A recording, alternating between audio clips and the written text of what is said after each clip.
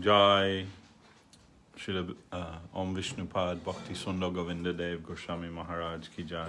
Om Vishnupad Srila Bhakti Rakshak Sridhar Dev Goswami Maharaj ki Jai. Bhagavan Srila Bhakti Siddhanta Saraswati Thakur ki Jai.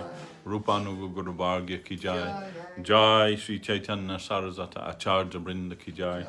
Samadvaita Vaishnava Mandali ki Jai. Whole Cartel ki Jai. Sri Harinama Sankirtan ki Jai. Nitai Gaura Premanandi Hari Hari Bo. Welcome everyone to our Sunday afternoon talk, broadcast from the East London Sri Chaitanya Saraswat Math. Slightly late start, got a bit caught up with some other service, but we are here and we're happy to be here with everyone. So we are discussing the books of Srila Bhakti Rakshak Sridhar Dev Goswami Maharaj, our founder Acharya, and revisiting those in the classes. At the moment we are reading Search for Sri Krishna, Reality of the Beautiful, and today we will read this chapter, which is called Service of the Holy Name. Somebody asks Guru Maharaj, I have one question about chanting the Hare Krishna mantra on beads, on Japamala. My spiritual master has given me many preaching duties, so sometimes when I'm trying to concentrate on my Japamala, instead of hearing the holy name, I think of all these different duties I have to do. And Guru Maharaj's reply. Srila Bhaktisiddhanta Saraswati Thakur emphasized that kirtan means not only loudly singing the holy name, but preaching. Jiva Goswami has given a definition of Sankirtan.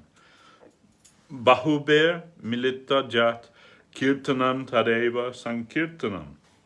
When many people come together and glorify the Supreme Lord Krishna, it is known as Sankirtan. Sri Chaitanya Mahaprabhu came and introduced Sankirtan. In this age of Kali, if the holy name is chanted congregationally, the combined efforts will be fruitful. Sango Shakti Kalo Juge. There is the difference between the preaching mission of Srila Bhaktisiddhanta Saraswati Thakur and the so-called bhajan of the sahajyas or imitationists. Once, one of our godbrothers was the subject of our Guru Maharaj's stern remark. He was a man of good character, but his tendency was generally towards nam bhajan. You can probably guess who that is. He did not like to do any other service, but was only inclined to chant the name of Krishna on his beads. I was in charge of the Delhi temple at that time and was intimate with him, so I wrote to Prabhupada, if you permit, I would like to engage my godbrother in some preaching work here in the Delhi temple. The letter that Prabhupada wrote is still here. He wrote me in his letter, if you can bring him there and make him help you in the work of preaching, then you will be doing the service of a real friend to him. I don't recognize that sitting in the jungle of Balihati, only chanting, counting beads, is Krishna Anushilanam, the proper cultivation of Krishna consciousness. So kirtan means preaching. Shravanam, kirtanam. Kirtan does not simply mean loudly chanting, but preaching. And preaching means there must be a fight with the opposition party. Kirtan means a fight. Kirtan creates the divine vibration, which will fight with all the ordinary vibrations that are floating in this world in subtle and gross waves. So Prabhupada told us that our Tulsi beads should not fast. His minimum advice was that we must do some service in the form of chanting Hare Krishna while counting on beads, at least once daily. His exact words were, Malika Upabash Na. The beads should not fast. And his general instruction was to preach as much as possible. Once I had a talk with one of the big spiritual leaders of the Udupi temple in Madras. He told me, sometimes I preach about Madhvacharya and the Bhakti cult, but I have no time for sadhana, regulated spiritual practices such as japa, Gayatri mantram, scriptural study, and so on. I supported him. Our Guru Maharaj said, Hari Katha, preaching about Krishna, is no less important than sadhana. Rather, it is a more living thing. Preaching is more vital. When we are preaching, automatically we must have the maximum concentration. On the other hand, while chanting on our japa beads, we may be absent-minded. When we are speaking about Krishna to another person, we must be all attentive. Otherwise, we can't speak accurately. All our attention will automatically be concentrated when we talk about Krishna. And in writing about Krishna, accuracy is even more necessary than in speaking about Krishna. So writing is also kirtan. The cultivation of Krishna consciousness may even be more intense when we are engaged in writing about Krishna. So the preaching mission of Srila Bhaktisiddhanta Saraswati Thakur, the Gaudiya Math, has declared totalitarian war against Maya, illusion, and even all other existing conceptions of religion. And our authority is Srimad Bhagavatam and Sri Chaitanya Mahaprabhu. I'll just say here that this, when they made the book and they published this picture of Saraswati Thakur, when Bhakti Sudhir Goswami Maharaj and Bhaktivedanta Mahayogi Maharaj, they bought the first copies to show to Guru Maharaj. And they're showing Guru Maharaj, but at that time, Guru Maharaj, he can't really see anything. So, if he wants to read something, it has to be this close to his face. So Goswami Maharaj is going through each page by page. Here's a picture, this is the caption, and this is, all these things, and they're showing the pictures, Guru Maharaj said. Not for this book, actually, when they were showing him Sri Guru and his grace, and one devotee made a painting of Guru Maharaj. It was actually like a chalk,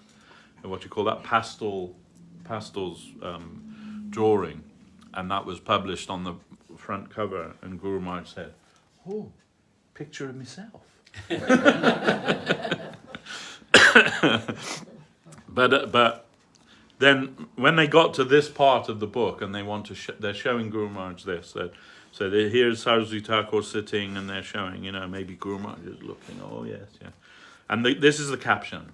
The caption says, Srila Bhaktisiddhanta Saraswati Thakur, founder Acharya of Sri Gaudiya Math, declared totalitarian war against Maya, illusion, and even all other existing conceptions of religion. Goswami Maharaj said, I was really nervous when I showed this to Guru Maharaj, thinking maybe it's too heavy, for like a caption under the picture. Maybe it's like too much, and Guru Maharaj may be displeased.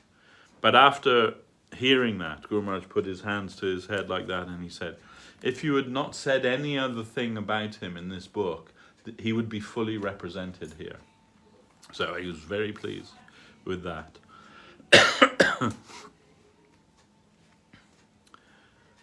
So our authority is Srimad Bhagavatam and Sri Chaitanya Mahaprabhu. Divine love is the supreme most goal of every soul. Beauty and love is the summum bonum, our highest attainment. That is the ultimate controlling principle, and not power. And beauty and love are found at their highest position in Krishna in Vrindavan.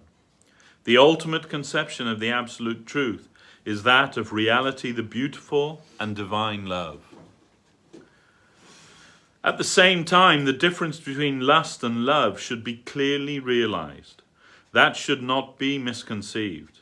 The acme of dedication is demonstrated in the love of the inhabitants of Braja.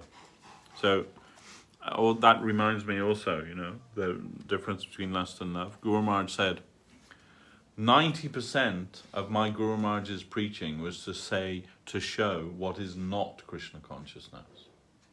So that was the environment in which he was engaged. He had to show to the people, this is not Krishna consciousness. That means he identified, in his in that article that he wrote. It's actually in the form of a Sanskrit poem. Prakrita Satadushini, Prakrita Rasa Satadushini, and it means the 100 faults of the Sahajas. And in there he identifies over 100 deviant sampradayas of so-called Gaudiya Vaishnavism, and like painstakingly exposes what their faults are in all of those things. So Guru Maharaj said 90% of his preaching was to show what is not Krishna consciousness. I think it's kind of it's kind of ironic that when Swami Prabhupada came here, it's easy for him to preach to white people because they have no prejudices. No, well, that's right. Yeah. I mean, I'm sure they had prejudices, but they didn't. Saying, they had no conditioning of namaparad, basically. Yeah. Once, when one man came to Guru Maharaj and he said, "Oh, the Krishna is being seen every night, like dancing on the banks of the Jamuna," and Guru Maharaj said, "Oh," he said, "You have seen?" Guru Maharaj said, and the man said, "Yes, I've seen." And what it was a fisherman on his boat, and he had a lamp, and as he's moving about on there, people was going, "Oh look, it's Krishna dancing," and all of this.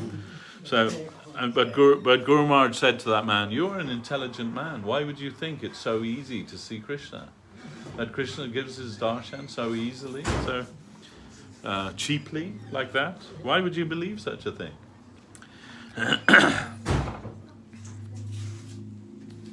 So preaching Sankirtan and not counting beads, japa, is the real service of Krishna. But because we have taken a vow, and it is ordered by Mahaprabhu and our Gurudev, we must chant the holy name while counting beads. It is our duty. Our Guru Maharaj told us that japa beads must not fast. So if we engage ourselves in preaching work, and there should be no doubt that we are really obeying the order of Mahaprabhu. Although he has advised us to chant 100,000 names or 64 rounds daily, that's a provincial saying. What is really all important is the spirit of service. We are not told that the gopis always count the name on tulsi beads, yet they possess the highest position in the service of Krishna in Vrindavan. So Krishna Nam will help us greatly to go towards Vrindavan. Its importance is there. Like an express train, the holy name of Krishna carries us to the goal without stopping at any other station. If we are chanting the name without any formal petition, without asking, "Give me this, give me that," it acts like a special train that will go to Vrindavan non-stop. There, the impurities of karma and gyan are absent. The devotees of Vrindavan simply think, "I want Krishna. I do not know what is good or bad. I simply want Krishna." Then the student asks, "How many rounds did your Guru Maharaj ask his initiated disciples to chant each day? Did he prescribe any set number?" Sridhar Maharaj, his general recommendation was to chant 25,000 names or 16 rounds daily, or at least 4 rounds minimum. When someone had no work, he could chant 100,000 names or 64 rounds. This is also, we are all, born and raised in ISKCON, so we were all 16 rounds a day men. I still try and chant 16 rounds every day. Don't always, but I try to. And so when we began the mission of Guru Maharaj, our first temple, one of the devotees there, he didn't live there. He was a grihasta. He's a sannyasi now, but he was a grihasta then. Then he wrote a letter complaining to Guru Maharaj. "Oh, those boys in your temple, they only chant 4 rounds every day." And Guru Maharaj sent him a reply. Said in the reply, he said, "I'm very happy that my brahmacharis don't have time to chant more than 4 rounds every day, that they're so deeply engaged in service."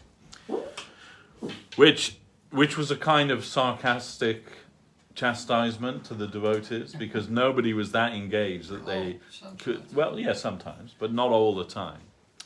And so that was one side of it. But he said, if they're basically what he was saying is, if they're fully engaged in service and can only chant 4 rounds, I'm happy for that. Then he said, but you're a grihasta and you don't have any specific service, so you can chant 64 rounds every day. That's my recommendation to you. He never did, but that was Guru Maharaj. So, Saraswati Thakur would give that prescription to someone who didn't have any other engagement. 64 rounds every day. That's 8 hours chanting, basically. Who can do that? Yes, the Guru Maharaj said preaching is chanting. Yeah. So. But you can't do that on your japa mala. No, so chanting on mala and chanting, preaching. Yeah. So either way, a person can do it. So while somebody doing some service, they are chanting, isn't it? No, well, Guru Maharaj said, that for the preacher, they're more fully engaged in the business of Krishna. They're like part of that. So that is higher than somebody practicing counting their beads. Yeah. So and therefore, those who are more engaged, they'll in the service aspect, they'll be less concerned with the formal sadhana and all of those things. That will not be so important to them. But for those who are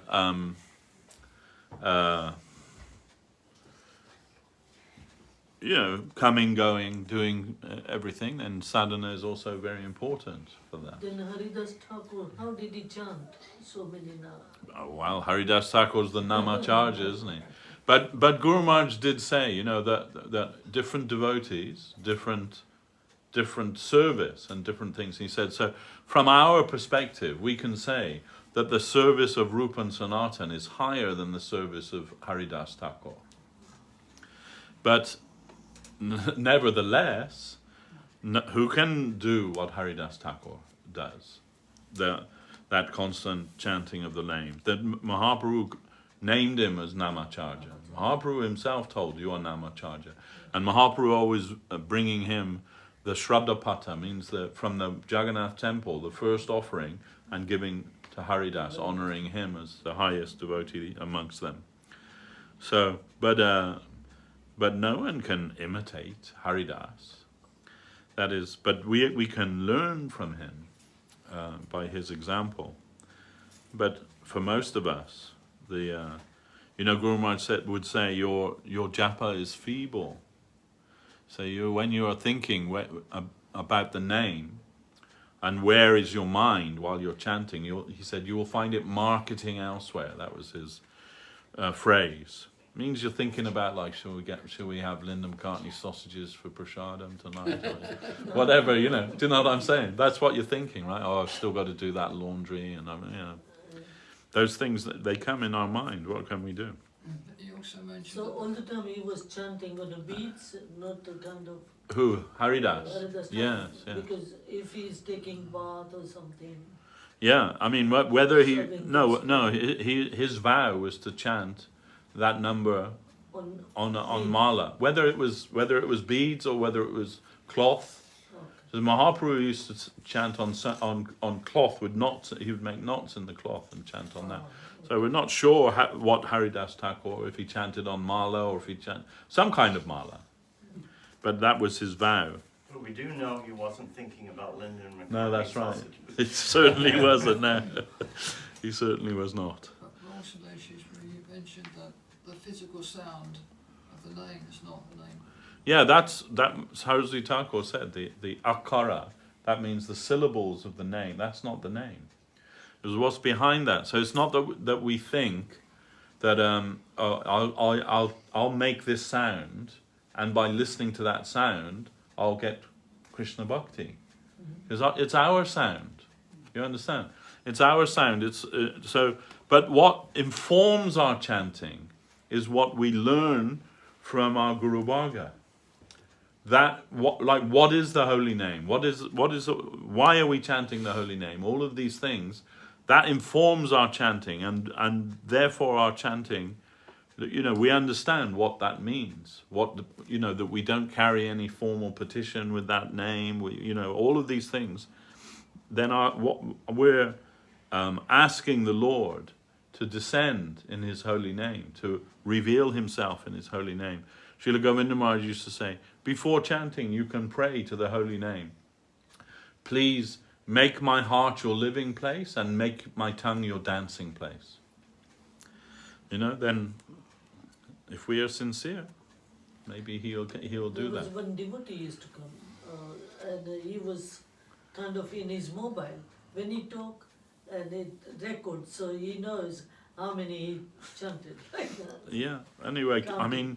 I mean, some devotees count on clickers and things, don't they? You know, all Yeah. kinds of things. But generally, the general idea is not just. I mean, you see in Vrindavan, right? You see devotees walking around with their japamala. Hare Krishna. They're just looking at everything, all the sights and sounds, and it's just like going on completely without any attention at all. But better to make one time and sit and do your mala seva and not do anything else. Like switch off your mobile phone, switch off your computer, you know, like knock the kids out so that they won't bother you, and you know, just use that time to chant. And that, if you will do that, your chanting will certainly be of a much better quality than what, you know, that kind of tourist japa, you know, wherever you might be, even if it's in Vrindavan. This Namaprad, isn't it? Yeah, it's namaparad, a type of inattentive chanting. Isn't it, Nama Chintamani, or the book by Bhaktivinoda Thakur, where he explains in detail how to go about chanting? Yeah, there. Is that what it is? Or There are two. There's What's the other one? Bhajan Rahasya No, not that. and Harinam Chintamani. That's it, yeah. So they're actually two. They go together. Those That's two right, books. yes.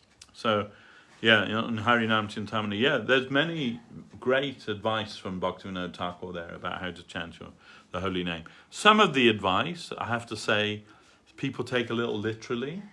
Like, I don't know if you've seen this, but so one of the things he says, if you're distracted, you can cover your head with a cloth while you chant. So you just hear the name, you know, like you may find if you cup your ear while you chant, you can hear your chanting better. So he advises, sit in a dark room and cover your head with a cloth. So I don't know if you've seen this, but there, if you can Google it online, it's called the Japa helmet. Have you heard about this? Yeah, seriously. And basically, it's a bucket that you put over your head while you chant japa. And they take a bucket and they paint it, you know, with a picture of Jagannath or something, you know. Mine can go anywhere. Mine can go anywhere, yeah. So they, you know, then we have to be practical, but we have to also be mindful when we chant. So, and the name is not the syllables. Well, you know that Guru Maharaj says you can just be firing blanks. There may not be any, you know, actual gunpowder in the bullet, you know, just firing blanks. But, and what is the example given of that? That's when Mahaprabhu, right? When Mahaprabhu is staying in the Gambhira in his last days, and very much, you know, like going internally in Krishna consciousness. So he's the room where he stays has no windows, but there are 3 doors in the room there, and the doors at night time they lock the doors. One door is unlocked, but Govinda, his servant, lies across the threshold. So, and Mahaprabhu won't step over him, you know, because that would be offensive to step over a Vaishnava. So he won't do that. So this way, this is by the order of Swarup Damodar, so that Mahaprabhu won't disappear in the night. But still, even though the doors are locked, sometimes they come and he's gone. They don't know where he's gone, you know. Then Swarup Damodar forms like a posse, and they go looking for him, and they go to all the places where he may be, and this particular night, they go to Chatak Parvat near the ocean there, and there's one fisherman. He's hauled Mahaprabhu from the ocean, and Mahaprabhu is in his ecstasy, his limbs have retracted into his body, so he's like this, like a tortoise. Yeah, that's the examples given like that. Yeah, but so then he doesn't understand. The fisherman doesn't understand, like, what is this? And so when he touches Mahaprabhu's body, then like Krishna Nam like erupts from him spontaneously from the fisherman, and the fisherman, being a simple man, he not understanding what's happening, he thinks he's been haunted, he's been possessed by a ghost. So then he starts chanting Nrsimha mantra. And when he's taking the name of Nrsimhadev, it becomes more, it doesn't become less, it becomes more. And so like he's running down the beach like a crazy man. And then he sees Swarup Damodar and his party, and with the wild eyes, and he says, "Don't go there. There's a ghost, a very powerful ghost. You don't go near there." Then Swarup Damodar says, "Oh, I'm an Oja. I'm a exorcist. I'm a very powerful exorcist." And he like slaps the man, and says some mantra and all of this. Show me where this ghost is. And they go there and they see Mahaprabhu there. And all the devotees, under the direction of Swarup Damodar, and including Swarup Damodar, they begin chanting Harinam very loudly. And after some time, Mahaprabhu comes back to like external consciousness, but he's not happy when he said, "Oh, I was with Radha and Krishna," and he's explaining, "I was in some pastime he was engaged in." He said, "And you making this kolahol, it means noise, like it's a noise. You're making a noise, and you've broken my dream. I've come out of that now. You've ruined it for me.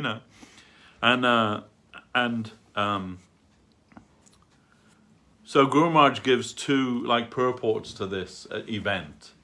He says that Mahaprabhu, he considered, right, that Swarup Damodar, who is Lalita Shaki, that his chanting of the holy name is kolahol, is just noise. Lalita Shaki's chanting of Krishna Nam, just noise. And then what will we say about our chanting of Krishna Nam? First thing. But then Guru Maharaj gives the opposite meaning also. He says, but we can also consider that Krishna Nam is so powerful that it was able to bring Mahaprabhu out from his samadhi, from his Leela trance, that the holy name is so powerful. So both ways we can consider like that.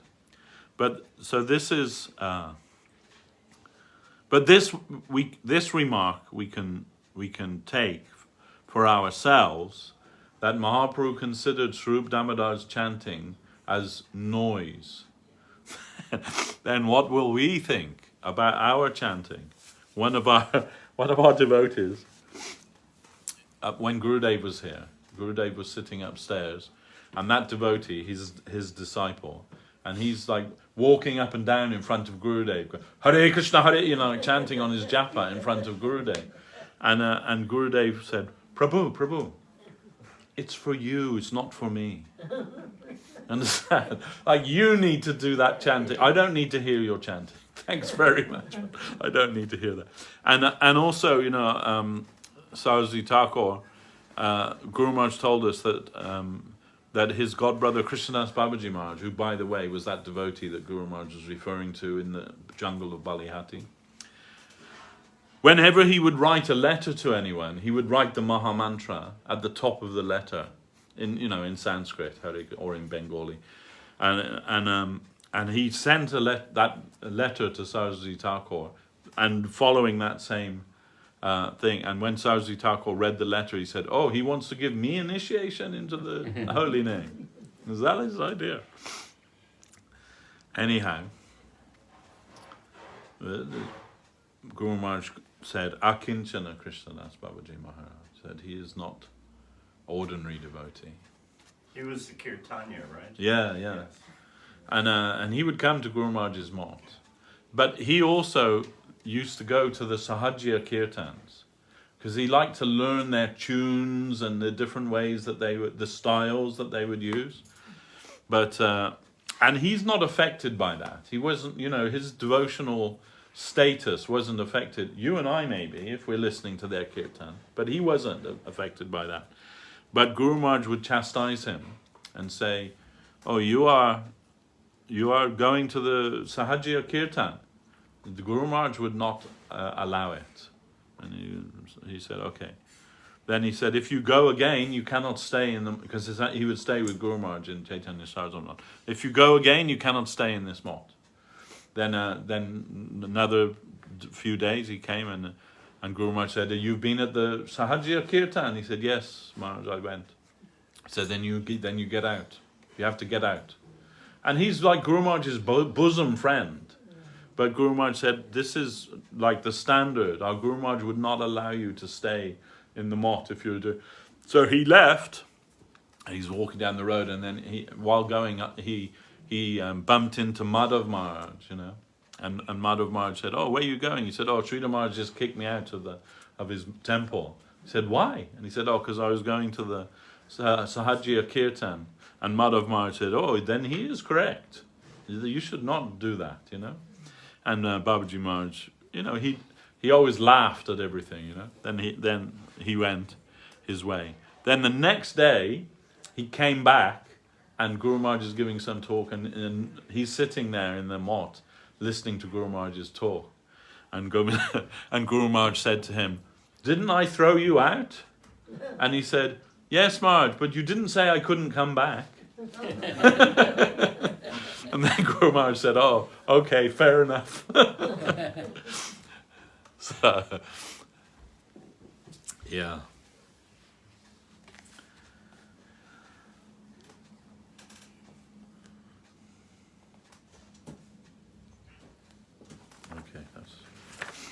So then that devotee asked him, what was his recommendation? Then he said, "Would Bhaktisiddhanta Saraswati Thakur give Harinam to someone who could only chant 4 rounds daily?" Guru Maharaj's reply was, "There was no such consideration. Formerly one had to do some counting, but there was no rigid limitation. What he wanted from us was intense engagement in the service of the Lord under the guidance of a Vaishnava. Because the all-important point is service. Our attainment of the goal is not ensured simply by increasing the number of times we repeat the name. Only by increasing the quality will we reach real success." So this was, Guru Maharaj said wasn't even a consideration, like how many rounds you can chant every day. Wasn't a consideration. Only that if you had the right serving mood, this was the criteria, and then you would be given Harinam. And we heard from Srila Govinda Maharaj many times when he gave Harinam to somebody, he would say, "It is my expectation that from this day you will serve Krishna always." So this was, Gurudev's thinking when giving initiation. From today, your initiation means you are to serve Krishna every day. That is my expectation. The Guru Maharaj said, "There are so many sayings in the scriptures to encourage our realization of the holy name in different ways. But Srila Rupa Goswami has given us a central thought.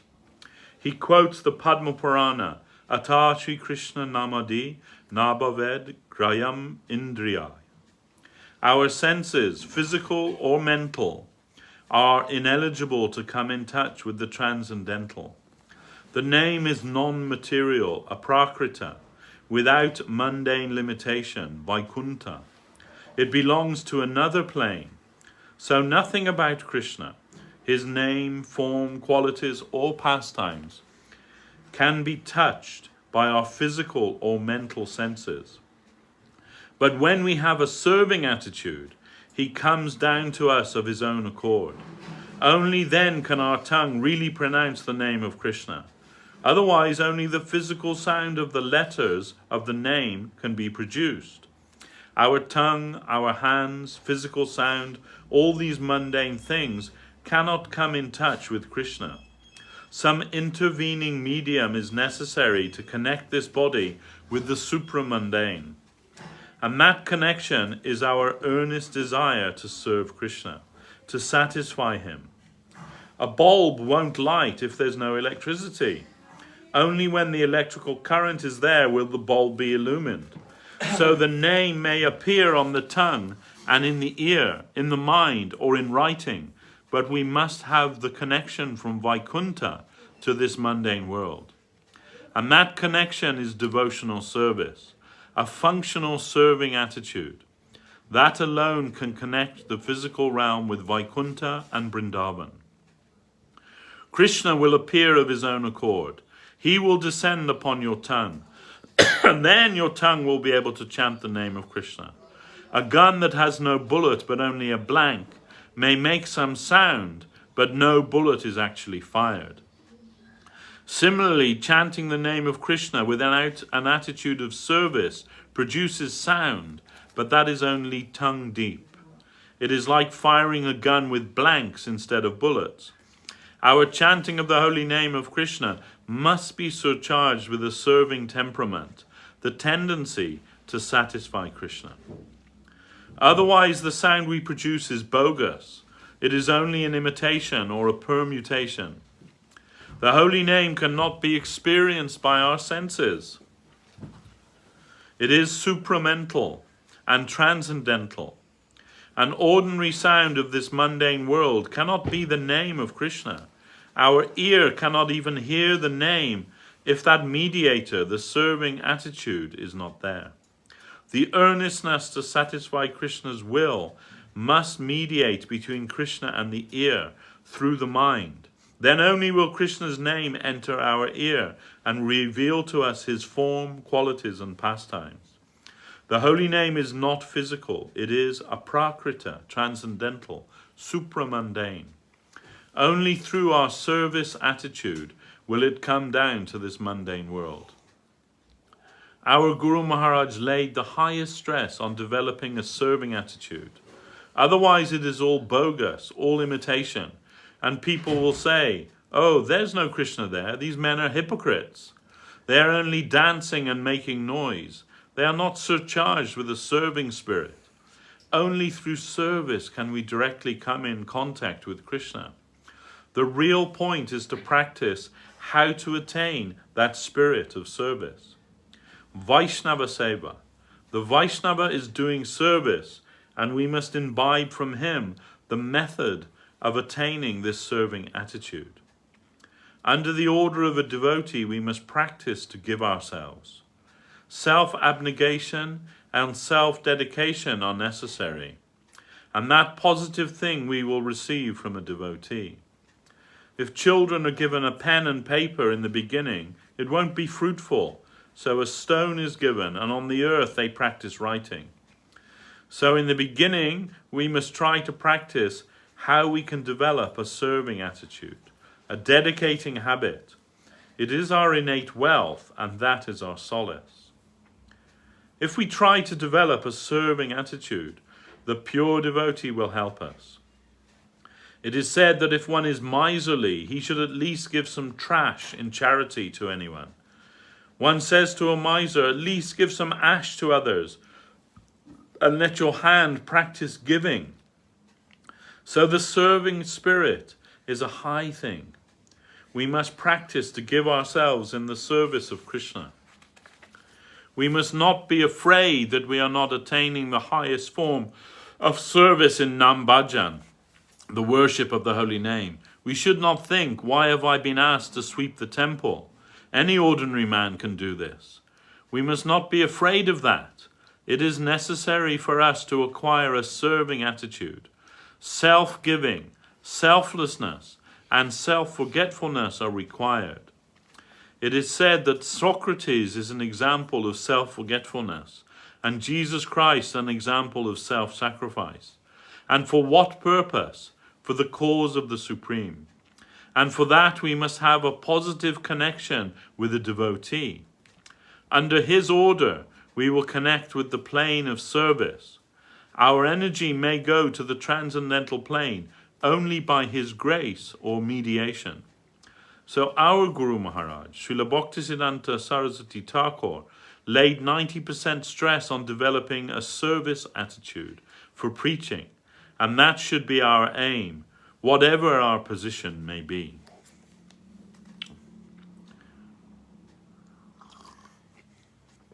Any questions? Yes. Most of the time when we chant, and some of the non-devotees who don't that much familiar with the Hare Krishna Mahamantra, they act as the meaning of Hare Krishna Mahamantra. They give us the pure meaning of Hare Krishna. They're asking what is the meaning. Why are you saying the Hare Krishna? Okay. What is the meaning? What does it mean? So generally we can consider that the Mahamantra, the Hare Krishna Mahamantra, is a pure prayer for divine service. So the names, Hare Krishna Rama, they're names of the Supreme. We understand Hare is vocative of Hare, Hare is the vocative of Hare, Radha, the vocative form of Srimati Radharani. And Krishna and Ram, they're names of the Lord. But in our line, we do not consider that Ram means Balaram or Ramchandra. But Ram means Radharaman Ram, Krishna. It is Krishna's name. Solely, we are engaged in Krishna worship. Then in the scripture it is told, Vishnu Sahasranam, right? 1,000 names of Vishnu equal to one name of Krishna. And 3 names of Ram equal to one name of Krishna. That means Raghupati Ram, Ramchandra of Ramayana. But Radharaman Ram, that is our conception when we are taking the name of Ram, Krishna himself. So our Guru Maharaj says a pure prayer to Krishna through Srimati Radharani. So it is Radha's name is Hara, and Hare is the vocative form of that. So that means we are praying. You can say, "Dear Radha, please engage me in the service of your beloved Krishna, your beloved Rama." So in this way, and Guru Maharaj said, we are not to connect any other kind of plea to that. Like so many mantras, people are chanting so many mantras, but with some other purpose. They want wealth, they want success, they want a good wife, they want a good husband, they want whatever it may be. So some people, maybe they will chant Krishna Nam for that. But we are not thinking in that way. The devotees of Krishna, their thought is only that we are meant for Krishna, to satisfy Krishna. And through his holy name, we can be given the facility to chant, to serve Krishna. So in that sense, it is a prayer for the Lord. But it is also non-different with the Lord. The holy name is the Lord, if it is Shuddhana. So as we just explaining, as Guru Maharaj was just explaining, just the syllables of the name, Hare Krishna Rama, that is not Krishna. But what is behind that, when it is connected with Vaikuntha or Vrindavan, when it is coming from the spiritual world, when that connection is there, then it becomes, not becomes, but then it is connected with the Lord. And if the Lord is merciful, he can manifest fully in his name. He is manifest fully in his name. Only our chanting is, you can say, a plea to the name. Please, please dance on my tongue. Please live in my heart. Like that. And of course, one of the offenses to the name is to give some meaning to it, from the dictionary or, some other kind of meaning to the name. But really it's the Supreme Lord, Krishna. Srila Govinda Maharaj used to say, and he would quote a verse, and I wish I could find that verse because I don't know what it is, where it is. But he would say this verse, and the meaning of the verse is that Krishna is so beautiful, Krishna is so wonderful, Krishna is so gracious, so kind, so sympathetic, so delightful. I mean, basically everything that you can consider that is holy, worshipable, desirable, that is personified in Krishna. Krishna is that. And the verse says that he's so much these things that the only name possible for him is Krishna. Because Krishna means that. Krishna means that those names. Therefore, only that name is suitable for him. And that name is not suitable for anyone else, only for him. That's how wonderful the name of Krishna is. And what is the realization of the topmost devotees? They're thinking, why Brahma, the creator, has only given us one tongue for chanting Krishna Nam. We want 1,000,000 tongues. The name of Krishna is so sweet. And why, so foolishly, he's only given us 2 ears to hear Krishna Nam. We want millions of ears to hear Krishna Nam. This is their thinking. And even they say, what kind of foolish creator has made eyelids? That blinking, that when we are observing the transcendental form of Krishna, that sometimes we blink, and for that, like millisecond, we can't see Krishna. That's a foolish creator. Yes. So this is their realization. And in Upadeshamrita, Rupa Goswami, he's given a very nice verse in there. And there he says that the chanting of the name of Krishna is nectar sweet. It is like, the holy name of Krishna is sweet like sugar cane, like sugar candy. But because we are inflicted with the jaundice of avidya means ignorance, it tastes bitter to us. So just like if you've ever had jaundice, and I have a couple of times with hepatitis, everything tastes bitter. You make too much bile in the system, and anything that's normally sweet tastes bitter to your tongue. But in Ayurveda, they make a medicine out from sugar cane, and by taking that medicine in the proper proportion, gradually the jaundice disappears, and you're able to taste the sweetness of that medicine. But when you take it, like everything else in your jaundice condition, it tastes bitter to you. The bitter medicine, isn't it? That's what our mums would say to us. Yeah, it tastes bitter, but it will do you good, isn't it? When they would give us some medicine when we were kids. Yes, it tastes bad, it tastes bitter, but it will do you good, believe me. And we would, okay, grimace and take it. And so Rupa Goswami, he says, Krishna Nam is like this. It is naturally sweet, just like sugar cane or sugar candy is naturally sweet. But because our tongue is covered with the jaundice of avidya, it tastes bitter to us. So that means we take it like medicine. And he said, by taking that medicine in the proper dosage every day, gradually we'll be cured of that jaundice condition.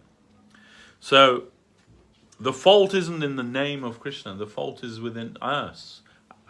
We have within us a tasting capacity. But now that tasting capacity is covered with all kinds of filthy things, and not least of all, avidya. And that means that the sweet name of Krishna doesn't taste sweet to us. And so we have to practice chanting the name of Krishna as a sadhana. We have to do. Guru Maharaj said, in that stage, first stage is hearing, and then is practicing. When you first of all you hear why you should chant the name of Krishna and so on, and then you begin to practice that. But while we're practicing, it's difficult for us. It's an austerity for us. It's an inconvenience for us, isn't it? You know, so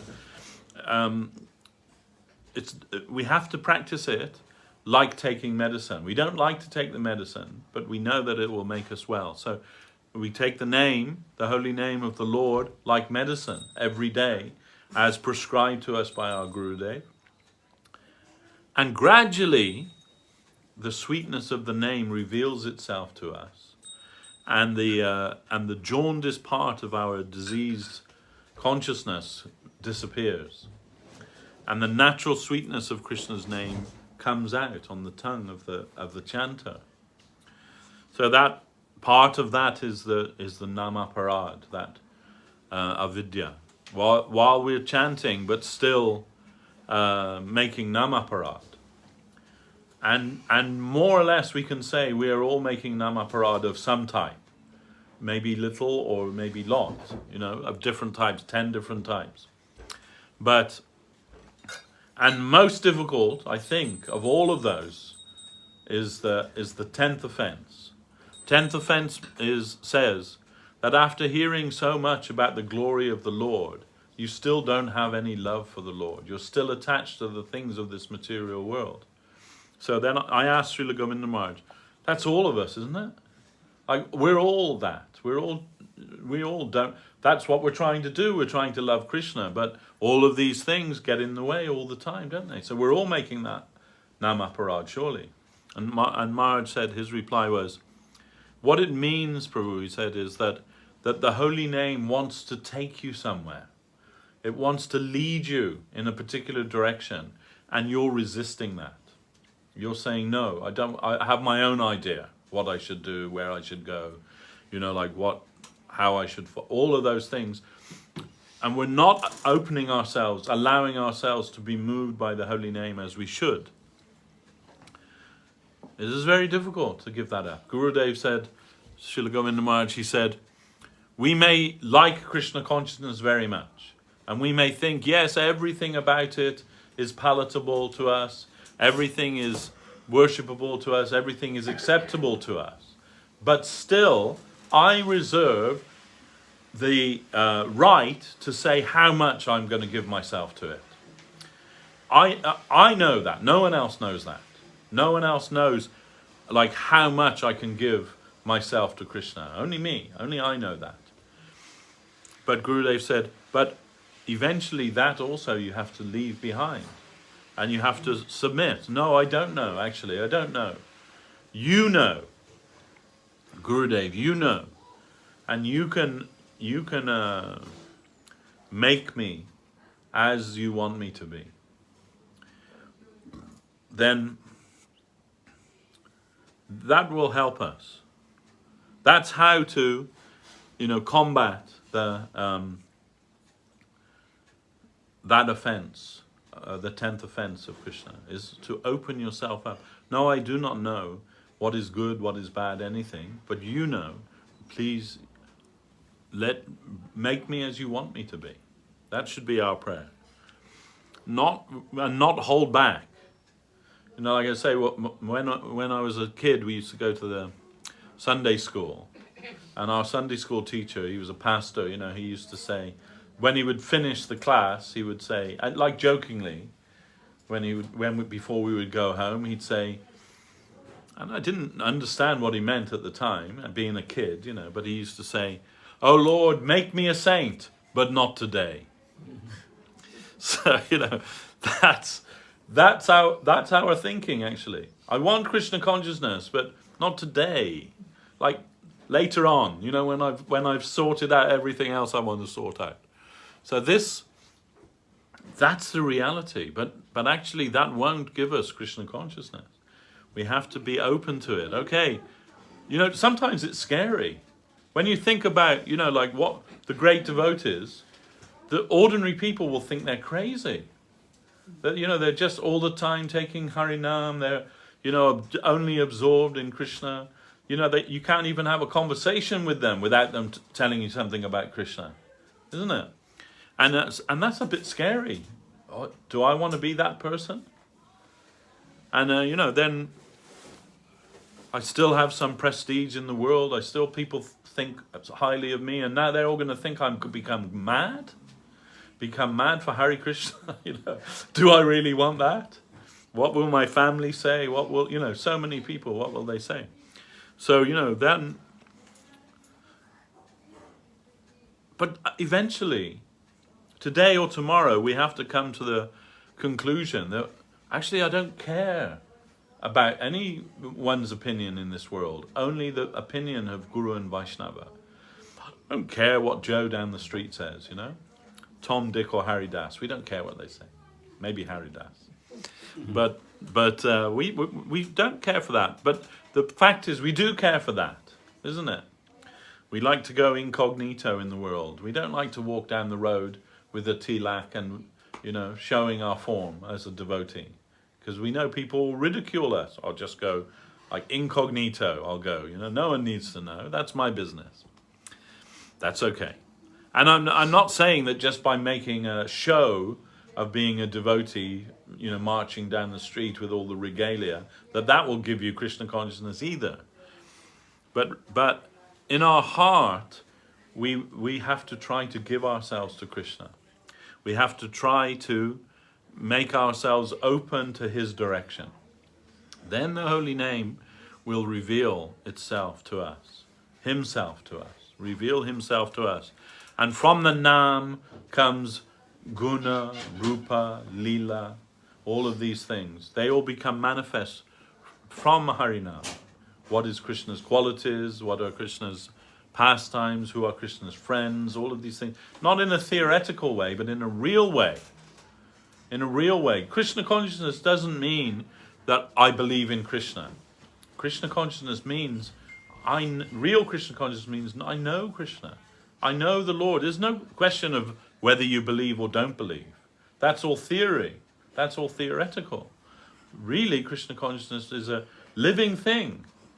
We're not saying that we believe in God and we're hoping for the best for our future. No, we know him. We want to know him.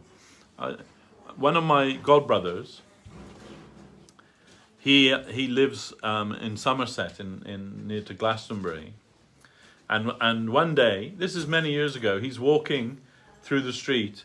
He has a young boy then. That boy is like grown up and married now, I believe, but like Krishna Das's age there, and Krishna Sundar's age, something like that.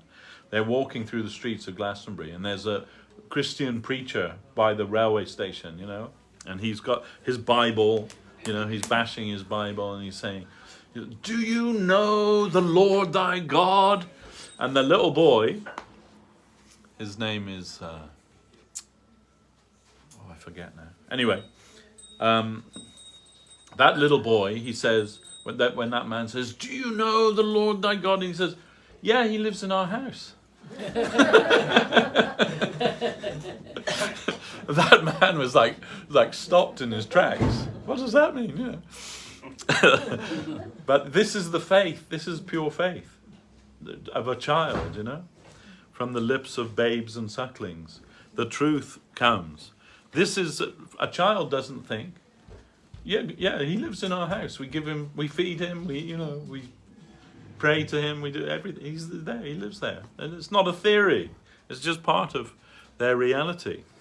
So But when we grow up, we lose that. We lose that childlike faith. But we need to capture that again, or make ourselves open to that again. Jesus said that, didn't he? That unless you become like children, you cannot enter the spiritual kingdom of the Lord. So, means like that. Innocent, not calculating. Calculation is what our enemy. Vaikuntha means no calculation. So there's no place for calculation there. No question of this much for me, this much for Krishna. It's all for Krishna. And only those who have that deep faith, and faith meaning Shraddha, in the proper sense, not theoretical faith, but real substantial faith, who know the Lord. And to know Him is to love Him. Then that is Krishna consciousness. And for those devotees, the holy name of Krishna comes to their lips. When Mahaprabhu would visit each year to Puri, every year the devotees would come to meet him in Puri, and they would ask him the same question. How do we serve Krishna? Or how do we become Krishna conscious, you can say, their question. And his answer was always the same: by serving the Vaishnava. And then their follow-up question was always, who is a Vaishnava? So okay, we should serve the Vaishnava, but who is a Vaishnava? And each year he would give a different answer. And the first year he said, whoever has taken the name of Krishna even once, he is a Vaishnava. And different answers he would give. But finally he said, a Vaishnava is whenever you see that, just by seeing that person, the name of Krishna spontaneously comes from your mouth. You cannot help it. The name of Krishna must come to your mouth. That is a Vaishnava. So that is the highest kind of Vaishnava. Any connection with them gives us Krishna consciousness. So we have to try to find that Vaishnava and try to serve that Vaishnava. But all of the other answers are not redundant that Mahaprabhu gave. They are all Vaishnava, and we can serve the Vaishnava in every respect. And it is different according to their position. We had one devotee. He's not with us anymore, but you will remember him. Some of you will remember him. He was from Italy, and he would make his obeisances to everyone. Everyone. In fact, Srila Govinda Maharaj gave him initiation and gave him a name. But even Srila Govinda Maharaj began to call him Dandavats Prabhu.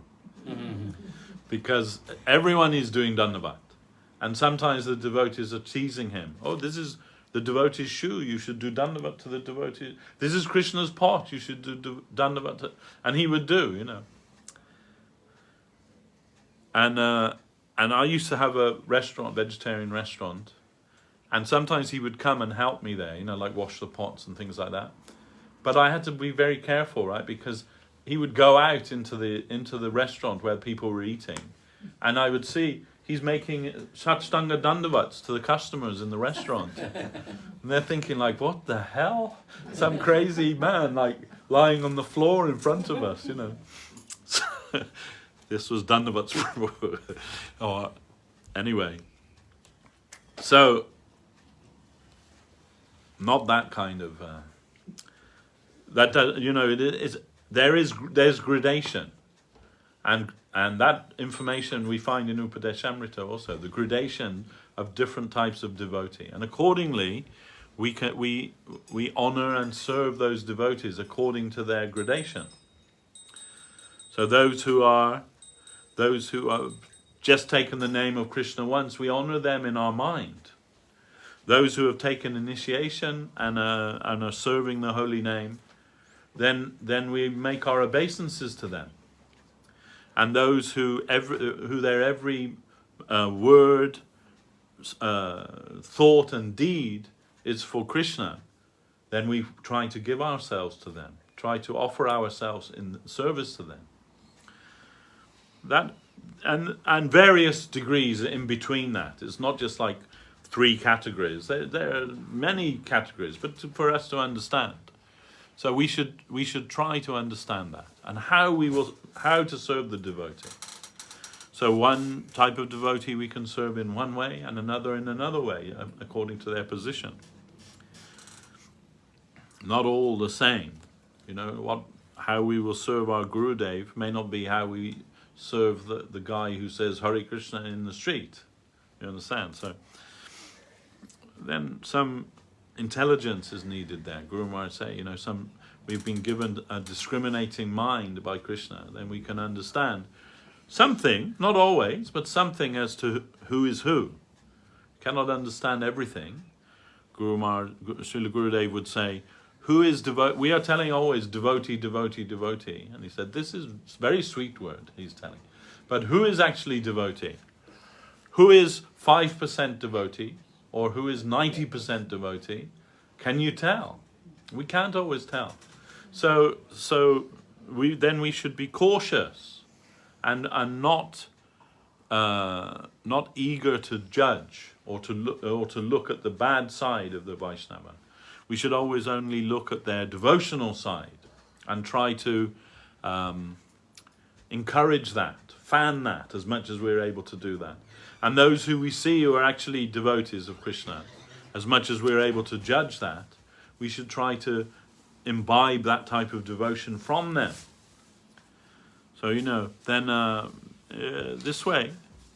But we do not know. Gurudev said, someone may live in the temple 24 hours a day, but when they look out of the window and seeing the man and girl walking down the street hand in hand, they're thinking, oh, I wish that was me.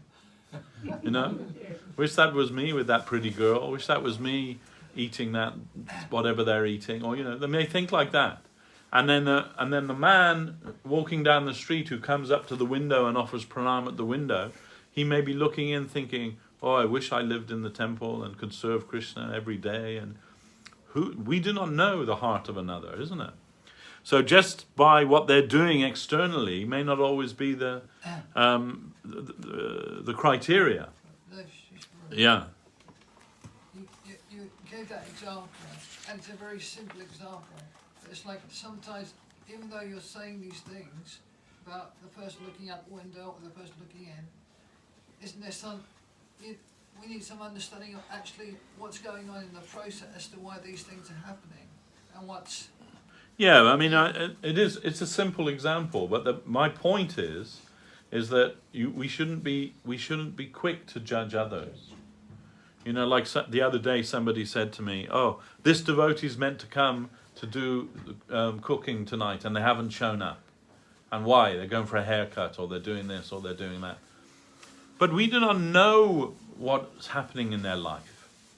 This is a person with a family and a job and so many responsibilities. Why they're not able to come, we don't know. And maybe they just don't want to come. That may be one reason. Or maybe they have something else, some reason, legitimate reason why they can't come and do their service. We're not the judges of that. We should just be grateful. Who will come and serve Krishna? I'll give you an example of my own life. One of my relatives. He's a devotee, and it's actually one of my wife's. My wife's got a big family, as you know. So one of her sister's children, he doesn't practice Krishna consciousness at all, basically. But one day he came here. He wants to meet Ishanuga and Saraswati and, the other girls and the ladies in the family. He came here. And when he came, I'm thinking some bad thought about him. Thinking, oh, why is he coming? Just for like a mundane family gathering or something. Why he's coming for that? And I'm thinking badly. He never comes. He never does any service. Thinking something bad in my mind. I'm not saying anything, but in my mind I'm thinking like that. And then he came in the door and came in the temple room, and he bowed down before Krishna, and suddenly my heart changed, and I thought, oh, how wonderful that he will come and bow down before Krishna. How many people come and bow down before Krishna? Well, I don't know what's going on in his life, but I know that he came here and he bowed down before Krishna. Not many people do that, do they? Most people don't do that.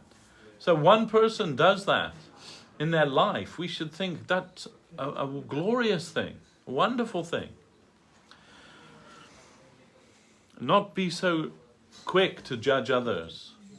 No one knows what's happening in the heart of another person. Also, we might think that someone who is very rich and lives a very, elegant lifestyle might also not qualify to be a devotee. As examples in Chaitanya. Right. Stuff with devotees. Yes. Like Pundarik Vidyanidhi, particularly. Exactly. I'm sorry, I'm back again. I'm more thinking about, like, sometimes you might see someone you may not think to be a devotee, and he's committing sin. Yeah. But actually there's something inside him that actually, he is a devotee, but due to some heavy conditioning, he may be forced to act in a particular way. Do you know what I'm saying? It is everybody. We are all sinners. And if we think that just because we've got tilak on and shaved head or whatever it is, that we're better than anybody, or that we're not sinners, then we make a mistake. Because actually, personally, I don't like the word sin. It's a Catholic kind of guilt-ridden sort of idea, But it is there in the scripture. Pap, it's called pap. But if you analyze what that actually means, it means anything that isn't related with Krishna, whatever it may be, good or bad, pap or punya. If it's not related with Krishna, it's sinful, actually. The name Pope comes from pap. It means absolver of sins. Oh, right, okay. Coming from the Sanskrit. Right. So that concept had gone through to the Vatican. Yeah. The days of the... There you are. So, that idea, that, he's a sinner, he's doing this, he's doing that. But, why? Because, at least we can think, there but by the grace of God go I. If we had not had some grace in our own life, we would be that person doing those things. And the point is, sometimes, although we're not the person doing those sinful things, we're thinking it would be nice to be doing those sinful things. Then that as in thought, so indeed. Of course, in Kali Yuga, the thought isn't punishable. We're lucky for that, isn't it? We're very lucky that in Kali Yuga you're not punished for your thought.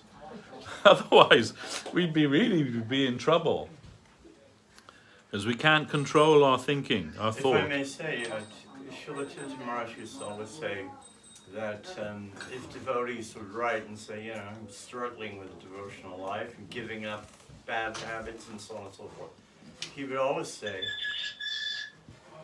that one could spend 1 billion lifetimes trying to remove.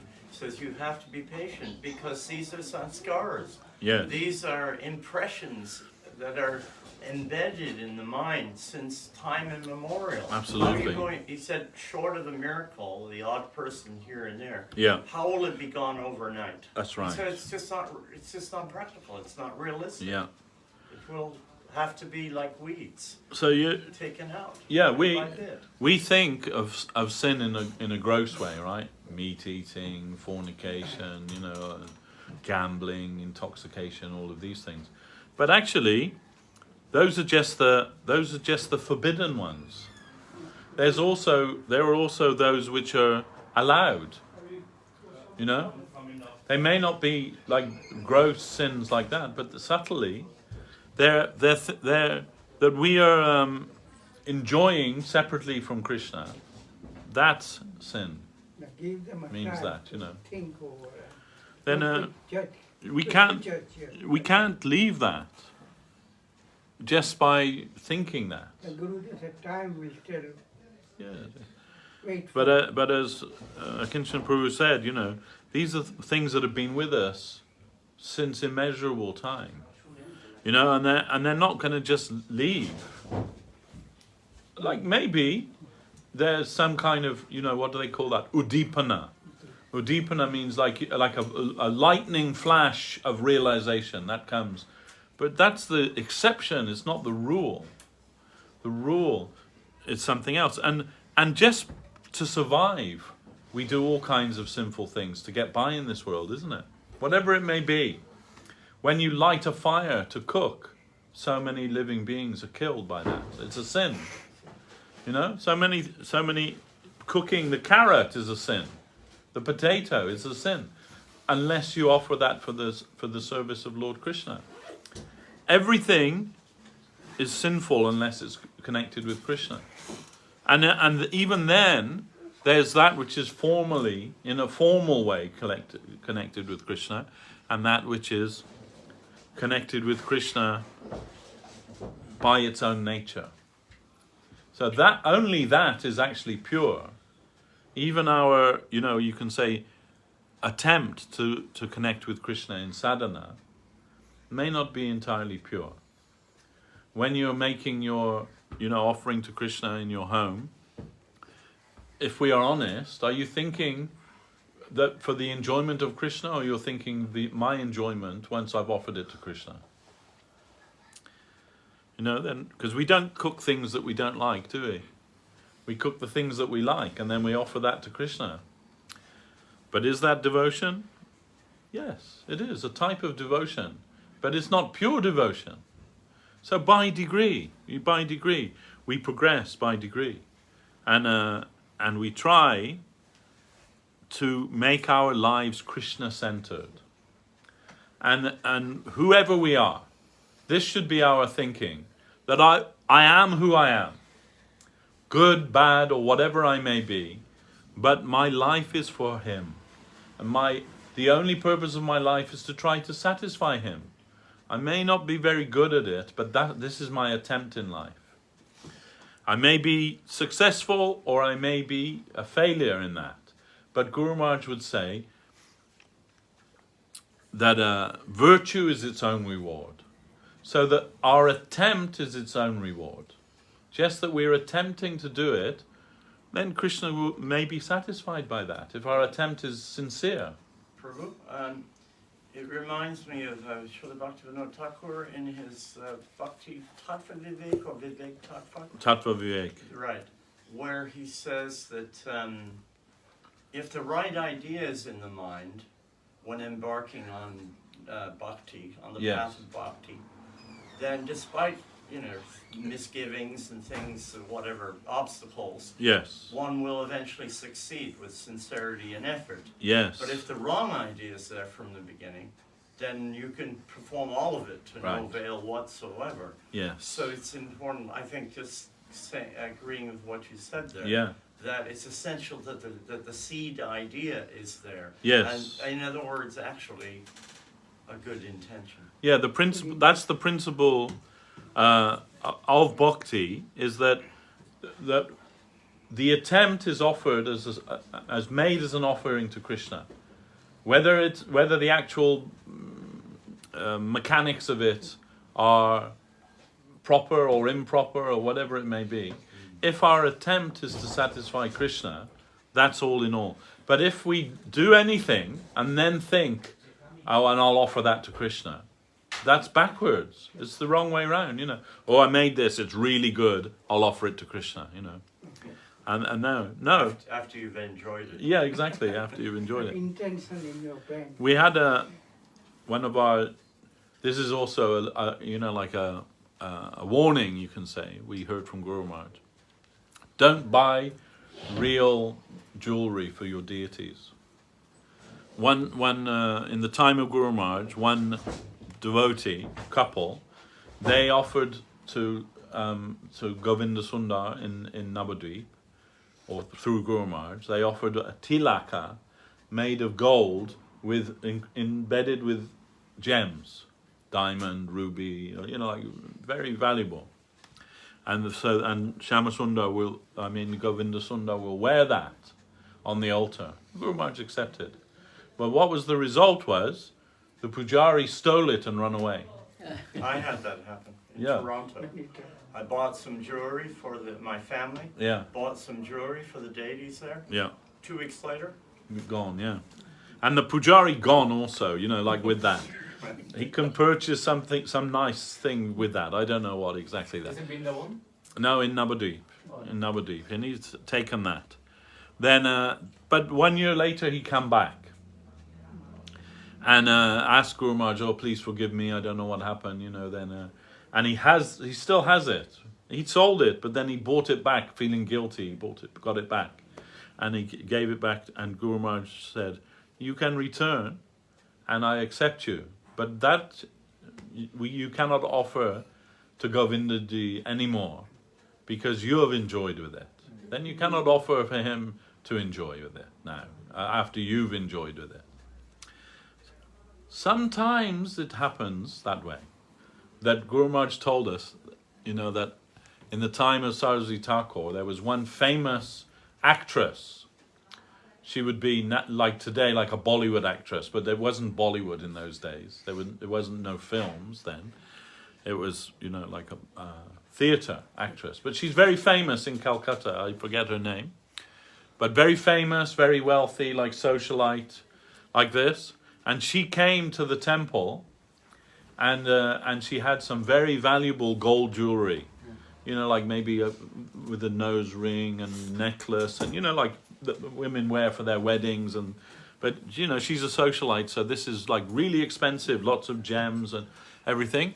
And she said, I've come to offer this for Radharani. And Saraswati Thakur said, why?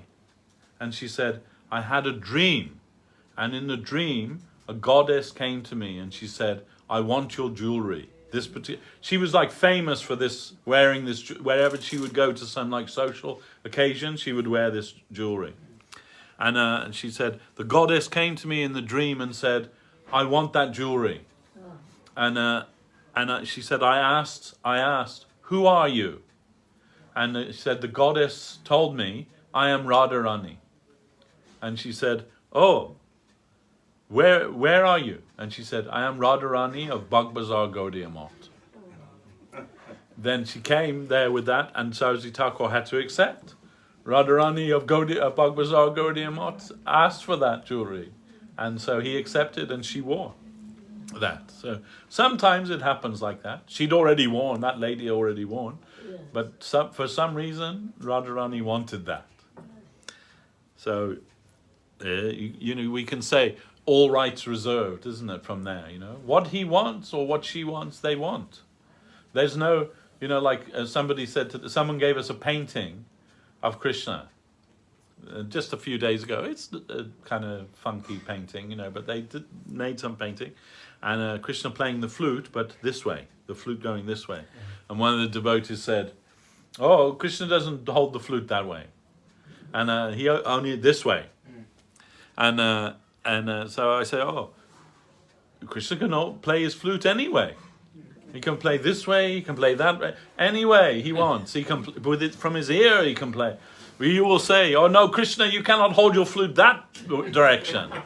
You're not allowed. We never see that. His leg as well, isn't it? Yeah, anyway, How he closes. yeah. He is, all rights reserved by him. We cannot say he must be this or he must be that. He must want this, he must want that. He wants what he wants. And he gets what he wants. So then we can accept. Sometimes the intention is bad. So in the previous history, Muslim people used to make car walk forward, go near the temple and take the jewelry away, steal it. With a bad intention. Yeah, no, then good intention is everything. But Guru Maharaj said that, you know, the German philosopher Immanuel Kant, he says there's nothing pure in this world except pure intention. But Guru Maharaj said, but we don't believe there's even pure intention in this world. Doesn't exist. everything will be tinged with something material. Everything. Nothing purely good in this world. We all know the saying, right? The road to hell is paved with good intentions. But Krishna accepts the heart of his devotee. He's not looking whether they're saying, you know, Krishnave Namaha or Krishnave Nama. He's not looking to see they're pronouncing right or we're pronouncing wrong or any of these things. The mantra, oh, I'm not accepting that. He didn't tell the mantra properly. No, maybe Narayan in Vaikuntha, some consideration, but not Krishna. And we see that in the case of Uddhav. In the case of Vidura. And Vidura is, although he's part of the royal family, he's a Brahmin. And he's poor. And one day Krishna came to his house, and Vidura wasn't there, but Vidura's wife was there. And because they're poor, so she invited Krishna in, but because they're poor, she had nothing to offer him. You know, you're supposed to offer some water, some sweet words, but you can imagine, right? If your doorbell rings and you open the door and there's Krishna standing there, you know, how will you feel? You'll be completely overwhelmed, isn't it? And so she was like that, completely overwhelmed. Krishna's at the door. So she invited him in, and she's going through the larder. Only thing she can find to offer him is bananas.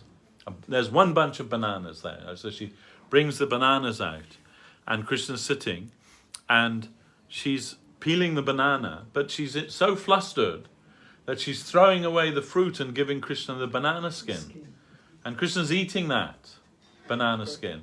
And halfway through that, Vidura arrives. And when he sees that, he's like shocked. What are you doing? We haven't got much, but you know, at least offer Krishna the fruit, not the skin. Why are you offering him the skin? Like, are you crazy? And then he's like agitated. But Krishna says, Vidura, be peaceful, because I don't eat banana or banana skin. I'm eating her love. What she is offering me with her full heart, that I am accepting. This is Krishna, and you'll only find this in Krishna. Krishna avatar. Actually, we also see that sometimes with Ram avatar. Shabri. She's a jungle woman, and that's become a thing, right? In India, or he waited a Shabri. It means like you wait forever, because her guru told her Ram will come, and so with that faith, she waited in her jungle home for so long until she was ancient. But finally, Ram and Lakshman came there. But every day, she's making one bowl of fruit, berries from the forest, and she's picking those berries, but she's trying each one, and she's biting into each one. Oh, this is good. This I will offer to Ram. Oh, this one's sour. I'm not offering this one to Ram. And so when Ram finally came, she brought her offering to him, a bowl of half-eaten fruit. And Lakshman become furious to see that, think this is a great insult. But Ram told her, oh no, brother, you don't understand. That she is not like enjoying for her own self and then offering me her remnants. She is trying, tasting, is good or not good to offer to the Lord. This is pure devotion. So this we see also in Ram. You will not find that in Vaikuntha with Narayan. You could not get away with that, if you like, with Narayan. That's so wonderful. She waited a whole life. Yeah, a whole life, yeah. And But every day faith she had that in the words of her guru, Ram will come. That's all. Then it is a wonderful thing. There are many wonderful things in Ram's Leela to instruct us. Anyhow, so it is a fact that our attempt is always going to be flawed. Our attempt to satisfy Krishna. There's always be filled with fault. From the beginning to the end. But if with our full heart we try to do that, Whether it is good, bad, or indifferent is not the question. The question is, are you giving with your heart or not giving with your heart? Is it just a formality, or are you expecting some trade-off in return? You know? Sometimes we see that, right? Or they say, if you give 1 penny to Krishna, it'll come back to you like 100-fold or something like that. So people come and they put the few pennies in the box thinking that will come back to me, like multiplied. That's okay. But that isn't pure devotion. Pure devotion, Mahaprabhu has given the standard of pure devotion. Whether you embrace me, or whether you treat me roughly, or whether you're completely indifferent to me and ignore me, in whichever way you treat me, you are my Lord birth after birth, unconditionally. That's pure devotion. We worship you because you're you. Bhaktivinoda Thakur's written, some people say we should worship God because of all the good gifts that he gives us. He said, that's all right, but that implies if he doesn't give us any good gifts, we're not going to worship him. So this isn't pure devotion. Krishna is for himself and by himself. He doesn't exist to fulfill anybody else's purpose.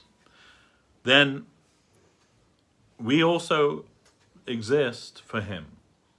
And this is our profound understanding. This is actually the turning point in devotion for any devotee. Because, you know, we think when we come to Krishna consciousness, what am I going to get out of this for me? You know, like what is it going to, it'll make me more peaceful, it'll make me, you know, all of these things we think when we first come to Krishna consciousness. That used to be the slogan in the 60s, 70s from ISKCON. You know, chant Hare Krishna, stay high forever. Wasn't it? That's what they used to say, right? Wow, that sounds good. Yeah, I'll chant Hare Krishna and stay high forever. It's amazing. Yeah, we can be high forever. And that's all right. It's okay to come thinking that. If I come to Krishna, he'll give me so many things. So much, even if it's just like, I'll be a better person, I'll be, you know, whatever it is. But finally, or at some point, we have to come to the understanding that it's not about me, and it never was about me. It's all about him, and it's always been about him. And everything is meant for his satisfaction, including me. I'm also meant for his satisfaction. Then how can I satisfy him? Then when we have that earnest desire to try to satisfy our Lord, then our spiritual life begins in earnest. I'm not thinking about myself anymore, you know? Guru Maharaj said, you know, like self-forgetfulness. The real devotees, they're forgetful of their own self. In Prapanna Jivanamritam, it says, like a sold animal, when you sell an animal, you don't worry about where it's going to get its food from or anything like that, you know. That's the responsibility of the new owner. So while we're thinking that we're the owner of this body and we're the, you know, then we're thinking like, where's my next meal coming from? All these things, calculating in this way.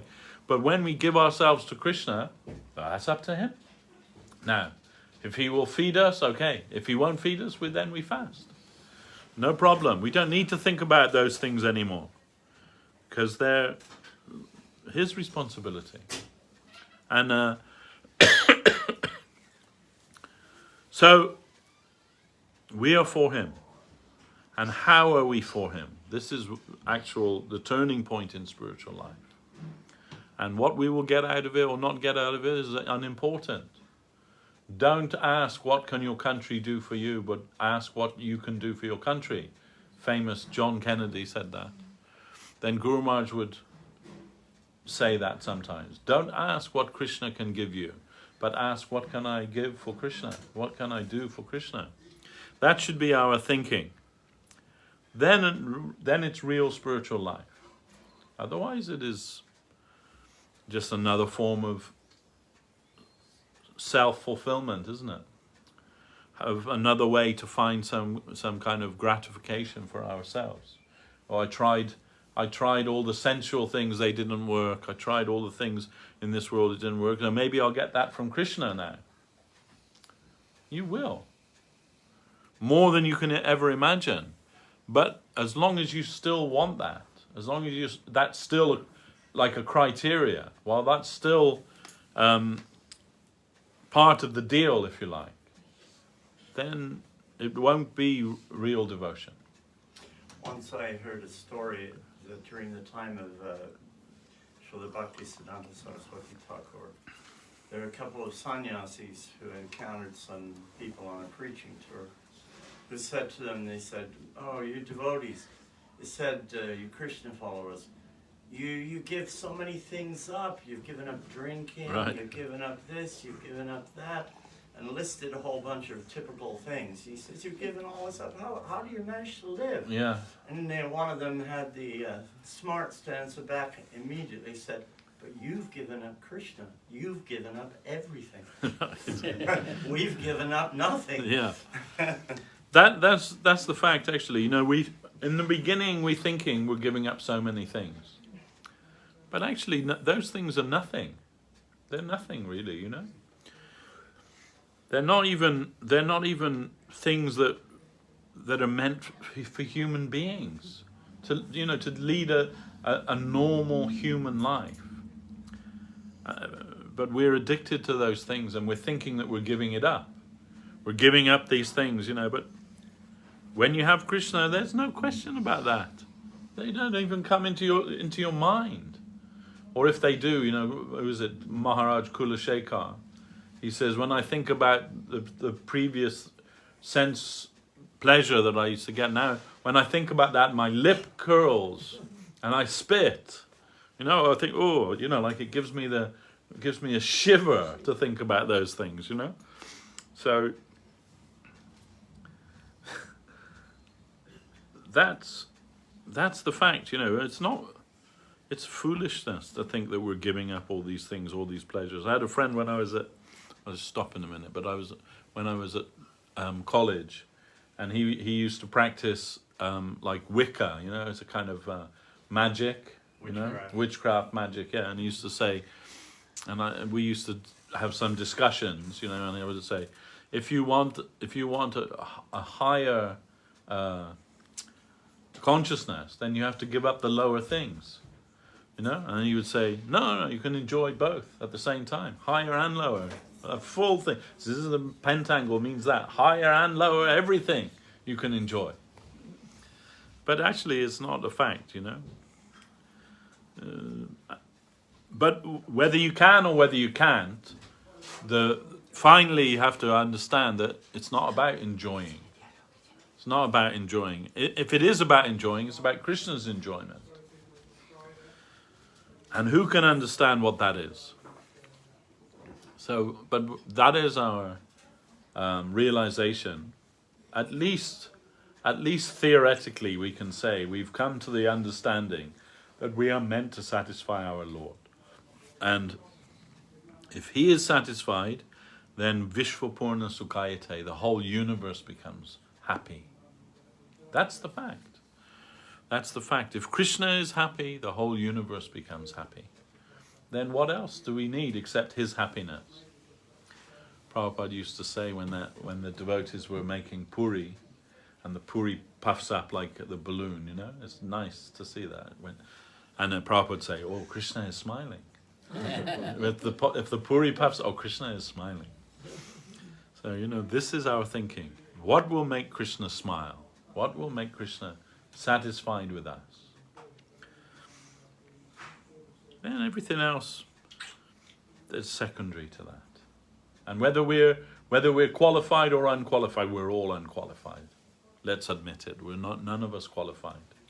If we go to the gate of qualification, holding our certificate up in front of Krishna, He'll just laugh at us, isn't it? And we have to go to a different gate.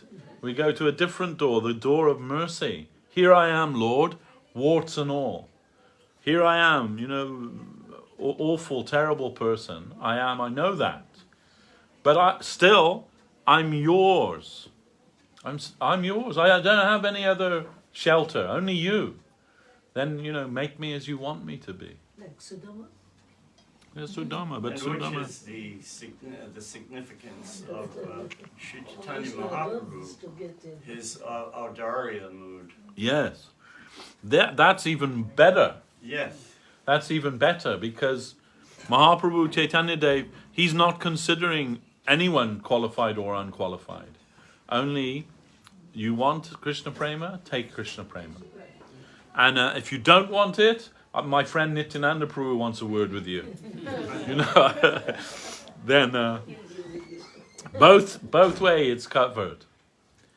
So, then in one sense, Guru Maharaj said this, and I always come back to this, and it always gives me great hope, that Guru Maharaj said, from the furthest perspective, we must understand that the only reason this material world exists is so that Mahaprabhu can enact his pastimes of rescuing the fallen souls.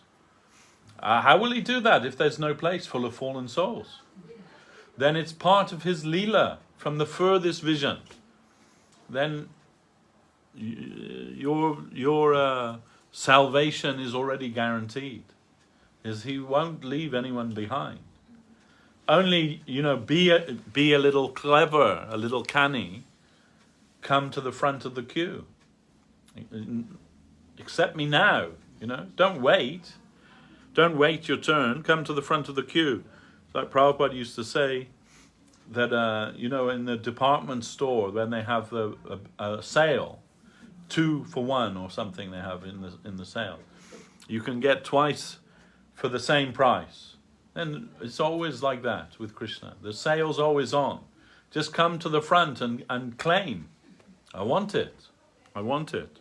I'm not fit for it, but I want it still. Anyway, he won't refuse you. He'll be happy.